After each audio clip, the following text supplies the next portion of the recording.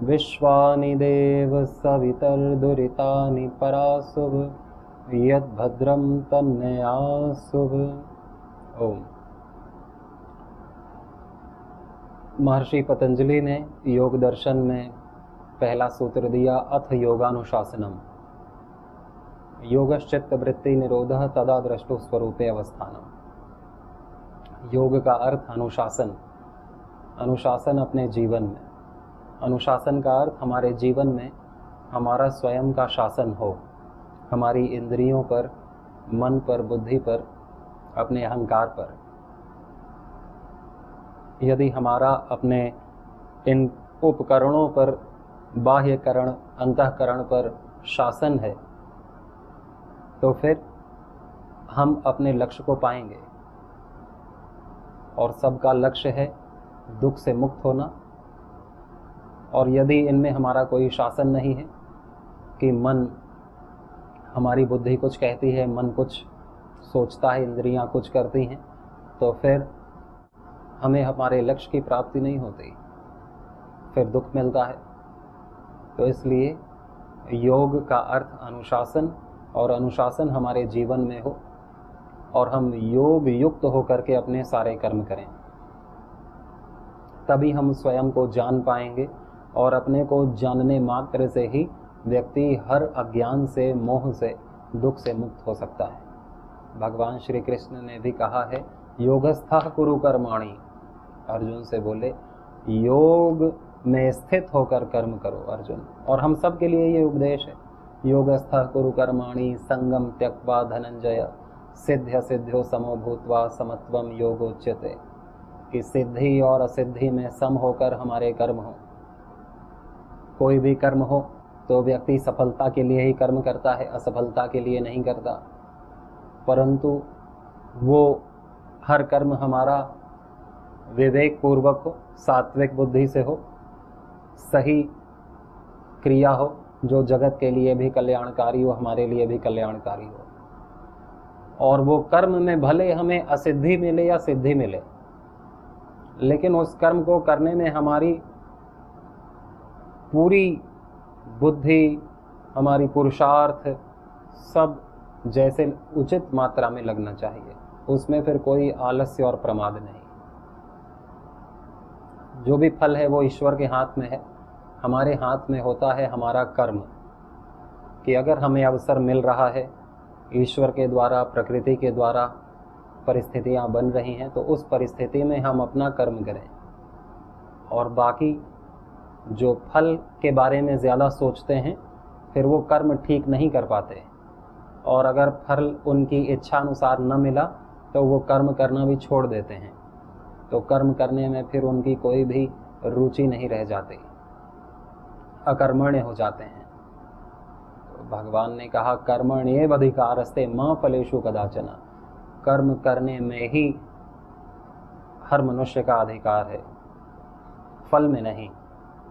माँ कर्म फल हेतुर्भू। कर्म के फल के कारण मत बनो।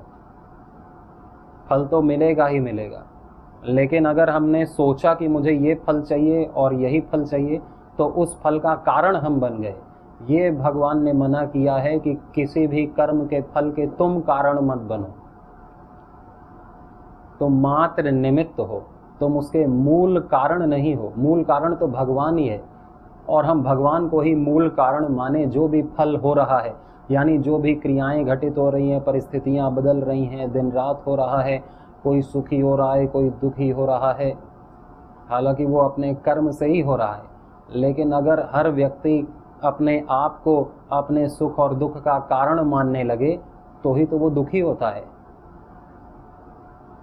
और तो ही फिर वो अहंकारी हो जाता है, कृतज्ञ नहीं हो पाता, भगवान के प्रति कृतज्ञ नहीं हो पाता, प्रकृति के प्रति कृतज्ञ नहीं हो पाता, क्योंकि उसे लगता है कि मेरे सुख का कारण तो मैं हूँ और कोई नहीं। फिर वो सेवा कैसे करेगा? फिर वो निष्काम भाव से कैसे किसी की मदद करेगा?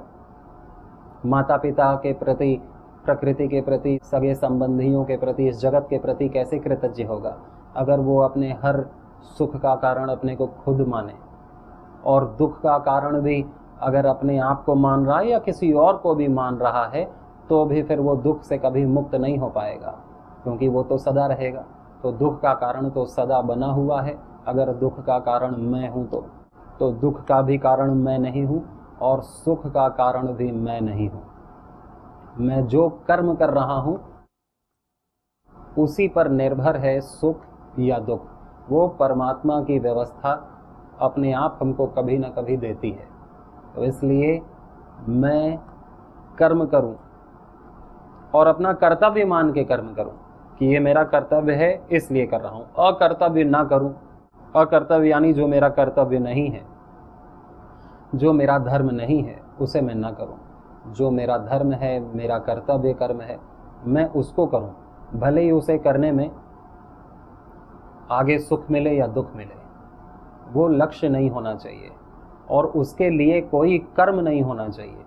कर्म बस इसलिए होना चाहिए कि वो मेरा कर्तव्य है और मेरे पास कर्म करने की भगवान ने ये स्वतंत्रता दी है, अवसर दिया है, कर्तव्य दिया है, इसलिए मैं इस कर्म को कर रहा हूँ।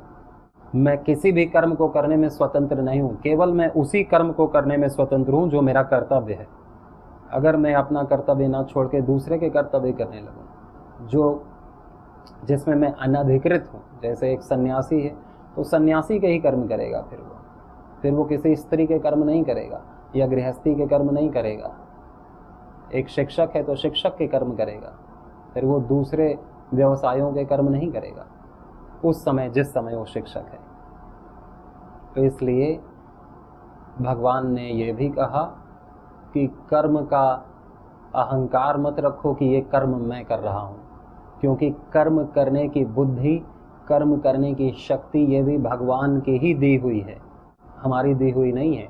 जब व्यक्ति पैदा होता है तो उसमें कोई शक्ति नहीं रहती, न कर्म करने की, न विचार करने की। धीरे धीरे वो शक्ति परमात्मा के द्वारा प्रदत्त की जाती है कि हम अपने रुचि के अनुसार कर्म करें जो हमारा कर्तव्य है। और व्यक्ति अगर खुद को कर्म का कर्ता मान ले कि मैं ही करने वाला हूँ, तो फिर उसको कर्म का अहंकार होगा और फिर वो अपने सुख दुख का कारण अपने आप को स्वयं मानेगा। तो यही योग है कि व्यक्ति न अपने आप को कर्म का कर्ता माने और कर्म करने की स्वतंत्रता भी भगवान को दे, और कर्म के फल को देने की स्वतंत्रता भी उसे भगवान को ही दे देनी चाहिए, क्योंकि है ही उन्हीं के पास। अपने पास नहीं रखनी चाहिए कि मैं जैसा चाहूँ वैसा मैं भोगूं, मैं चाहूँ तो सुख भोगूं और छीन करके भोगूं, और मैं चाहूँ तो दुख ना भोगूं, क्योंकि सुख भी व्यक्ति को भोगना पड़ता है, दुख भी भोगना पड़ता है।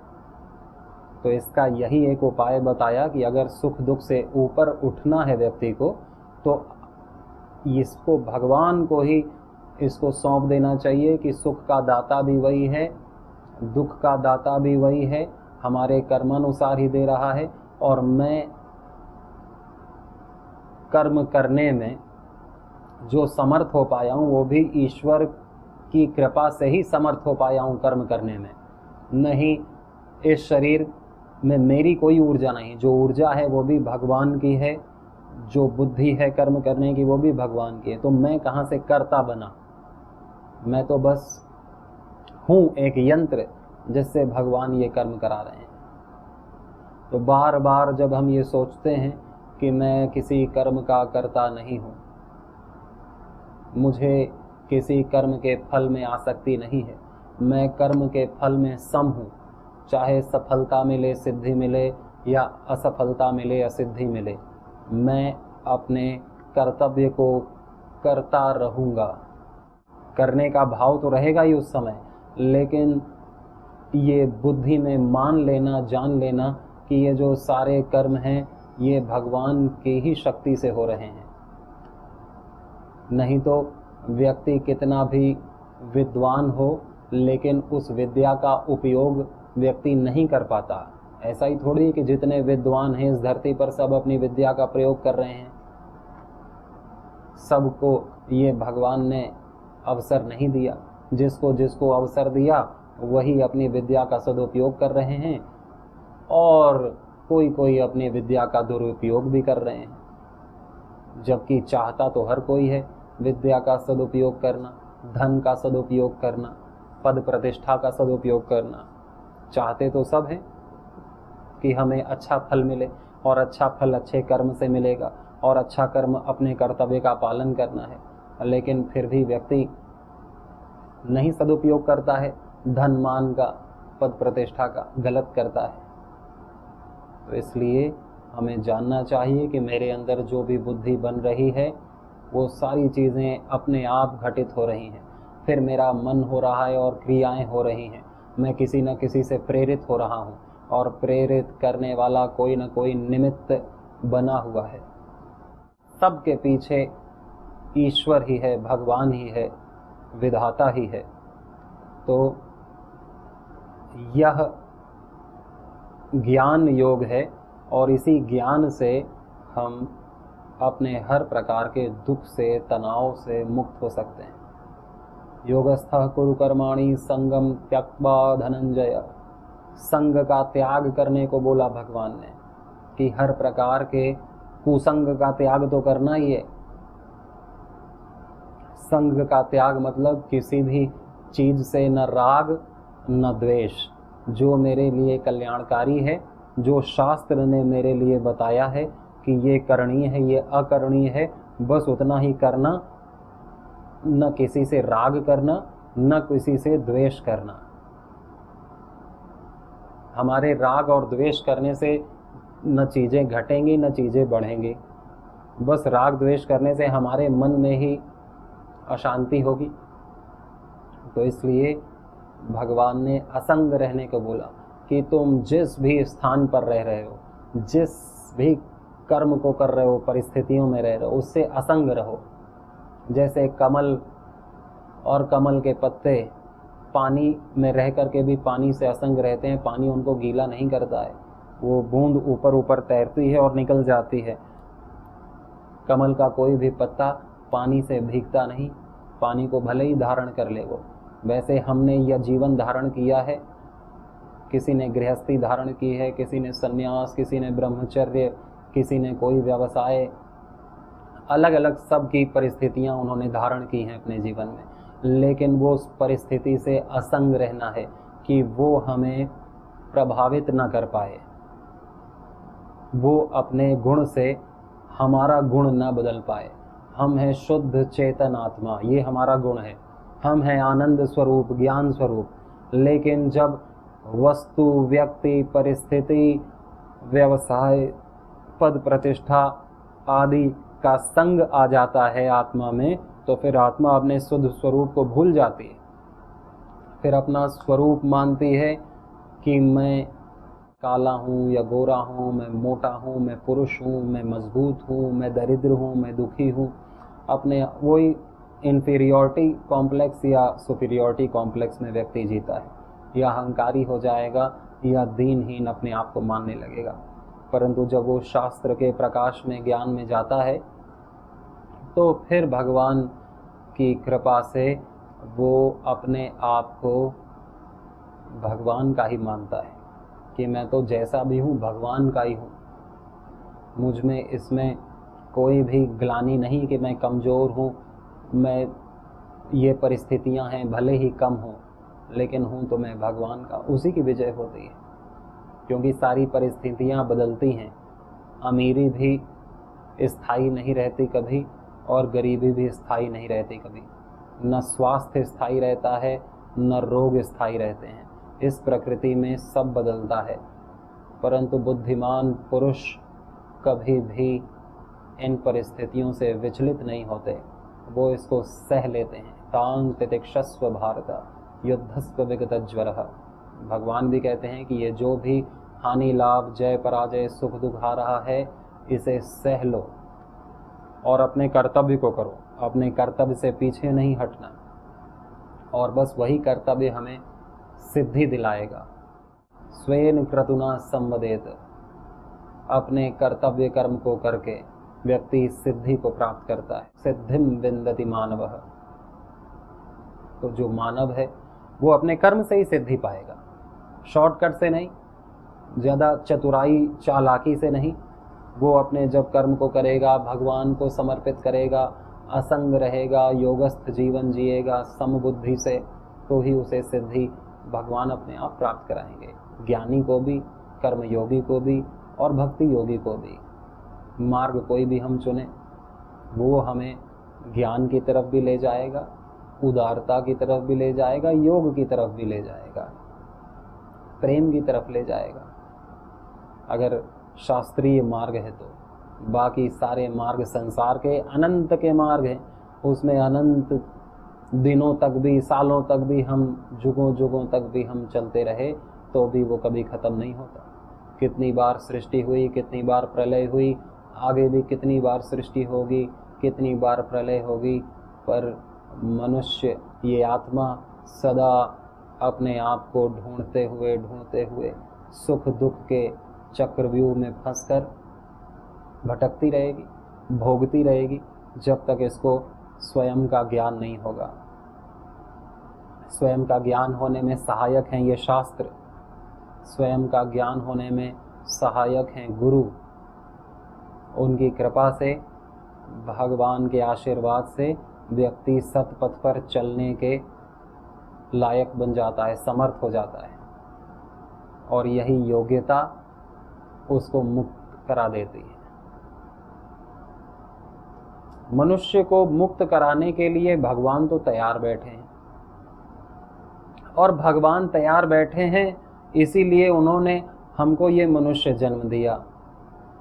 ऐसे अच्छे भारत देश, सर्वोत्तम देश में और ऋषि परंपरा में, अच्छे कुल खानदान में हमारा जन्म कराया, क्योंकि भगवान हमें मुक्त करना चाहते हैं इस सारे जंजाल से, इस सारे अज्ञान से, कि ये व्यक्ति और ना भटके, ये मेरी प्रिय आत्मा ये मेरी शरण में आए।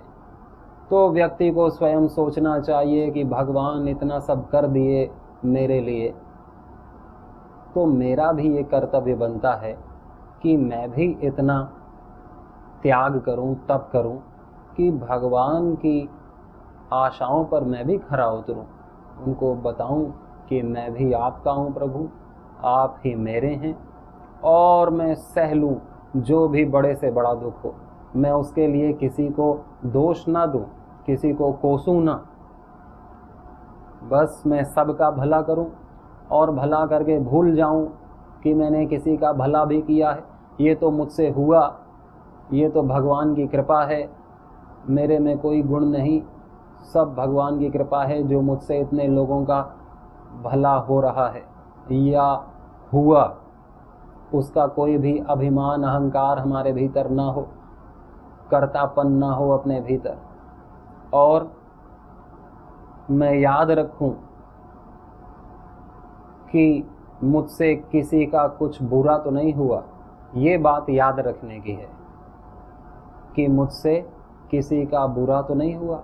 अगर मुझसे किसी का बुरा हुआ है तो मुझसे, उस व्यक्ति के प्रति मुझ में क्षमा भावना होनी चाहिए कि मैं उससे क्षमा मांग लूं कि ये अज्ञान में हुआ है, और उसको प्रसन्न करूं अपने कृत्य से, अपने किसी भी सुकृत्य से उसे प्रसन्न करूं, उसे क्षमा मांग करके।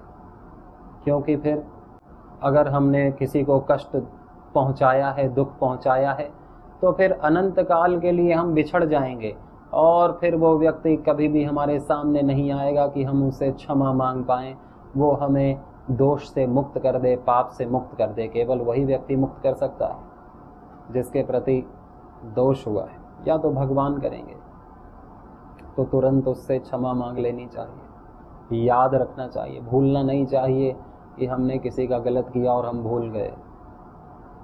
भूलना तो चाहिए अपने अच्छे कर्मों को, कि जो हमने अच्छे अच्छे काम अच्छी बुद्धि से हो गए तो वो तो हम भूल जाएं तो ही हमारा कल्याण है, अहंकार न करें। और जब हमारी बुद्धि गलत हो गई थी तो हमने जो गलत गलत काम कर दिए किन्हीं के प्रति, उसको हमें याद रखना है कि फिर उसका श्राप हमको ना मिल जाए, उसकी बलाएं हमको ना मिल जाएं। तो उससे अपने को क्षमा मांगनी। जब याद रहेगा तभी तो हम क्षमा मांगेंगे, जब याद रहेगा तभी तो हम प्रायश्चित करेंगे। तो प्रायश्चित करना बहुत आवश्यक है, नहीं तो उससे मुक्ति कैसे मिलेगी हमको उस कर्म से। और हमें ये भी याद रखना चाहिए कि किसी ने हमारे प्रति क्या अच्छा किया है, उसको कभी नहीं भूलना चाहिए, उसके प्रति सदा कृतज्ञ रहना चाहिए। किसी ने हमको थोड़ा भी सहायता की, मदद की, सेवा की, तो उसके प्रति हमको कृतज्ञ रहना चाहिए। वैसे तो हमें पूरे संसार के, जगत के प्रति ही कृतज्ञ रहना चाहिए, लेकिन किसी ने हमारी थोड़ी भी सहायता की है, उसके प्रति हमें कृतज्ञ रहना चाहिए, ताकि हम उसका धन्यवाद कर सकें, बार बार उसके प्रति प्रेम हो। तो भगवान का ही तो सब रूप है, तो वो प्रेम भगवान तक ही पहुंचेगा। और अगर हम भूल गए तो फिर हम कृतघ्न कहलाएंगे।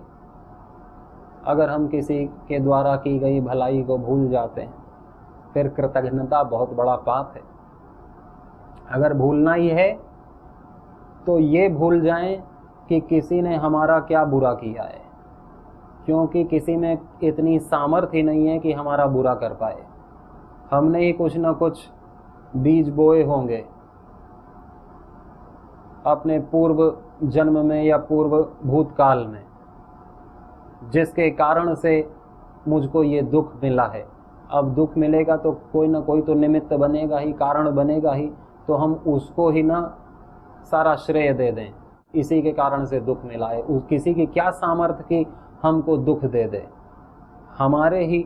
हाँ, अगर उसने कोई पाप किया है किसी व्यक्ति ने, तो उसका फल तो उसको परमात्मा देगा ही, लेकिन हम उसको पापी न माने, हम उसे भूल जाएं कि किसी ने हमारा क्या बुरा किया है, क्या अपमान, क्या अपकार किया है हमारे साथ। नहीं तो फिर द्वेष हो जाएगा, फिर वो व्यक्ति भी मर करके या हम मर जाएंगे और अनंत काल के लिए फिर बिछड़ जाएंगे, और हम कभी भी उस द्वेष से मुक्त नहीं हो पाएंगे जो हमने पाल करके बैठ गए थे।